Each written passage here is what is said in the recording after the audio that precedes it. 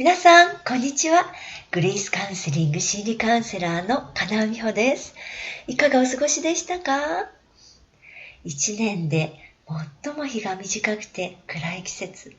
でも、クリスマスのある時期を迎えましたね。小学生の頃、私は日が暮れて暗くなった帰り道に、家々から漏れ出てくる明かりを指さして、あの家は帰りたい家、この家は帰りたくない家、なんていう遊びをしていました。皆さんの家はご自分にとって、また家族にとって帰りたい家でしょうか？でもどんな家なら私たちは帰りたいと感じるんでしょう？家から一歩外に出れば、そこは私たちにとって戦いの場です。職場はもちろん、学校であっても、子育て中のママにとっても、家から出れば子育てのうまさだったり、仕事の能力だったり、学校の成績など、ありとあらゆることで私たちは比べられ、あの人よりは上だけど、この人よりは下と比較され、優劣をつけられます。もしそんな世間の目が家に入れば、家には安らぎがなくなります。世間の目にはこれこそあるべき姿という理想形があって、その理想形からあなたはあそこができていない、ここがダメと引き算をされることになるからです。できてることは当たり前。でもできてないところだけ焦点を合わせて指摘してくる。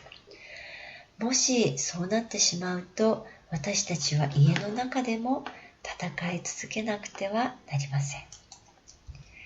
帰りたいなぁと思える家を作るにはどうすればいいんでしょう？それは家の中では正しいことは言わないということかもしれません。夫が、妻が正論を言って相手を正そうとするということはよくありますよね。親が子供を正論で諭すのは、世間の荒波を乗り越える強さを身につけてほしいと願うからかもしれません。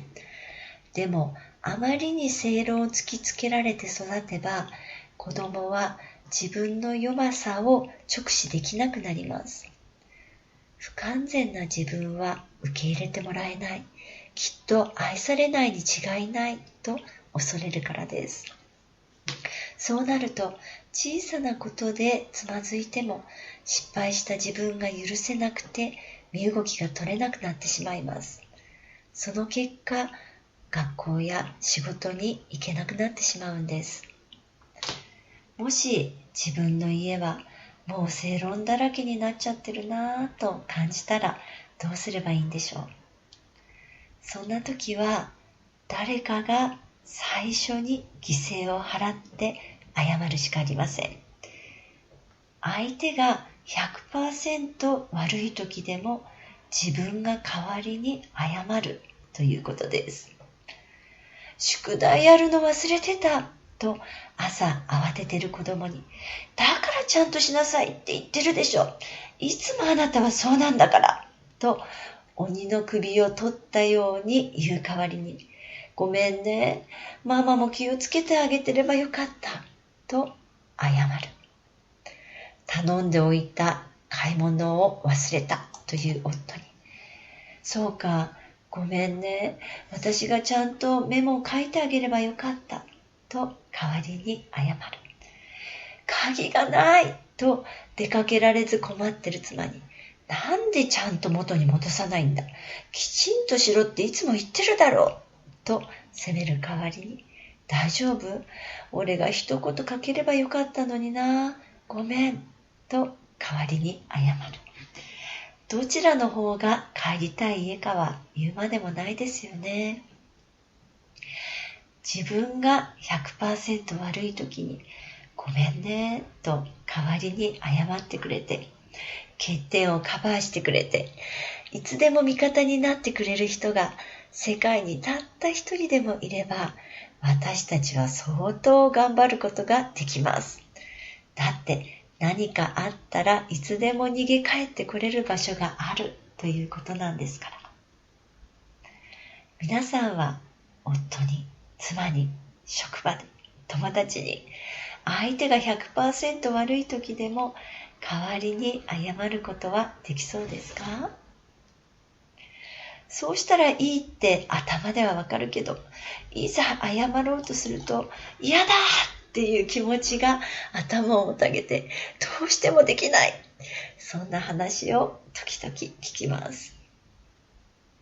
でも先に誰かが自分が 100% 悪いのにごめんねと何回も何回も代わりに謝ってくれる経験をたくさんすれば、それは誰でもできるようになるんです。皆さんはどう思いましたか？失敗をした時もその気持ちに共感してくれて、ごめんね、私が代わってあげればよかったと謝ってくれる。イライラして八つ当たりをした時でも、それを責める代わりに、どうしたの？大丈夫？と気遣ってくれる。そんな人に出会うことができたら、私たちの人生は大きく変わるに違いありません。周りが暗い時にこそ光は輝いて見えます。メリークリスマス。悩みはあなたとあなたの家族がもっともっと幸せになるための贈り物。大丈夫。あなたにもできます。ではまた。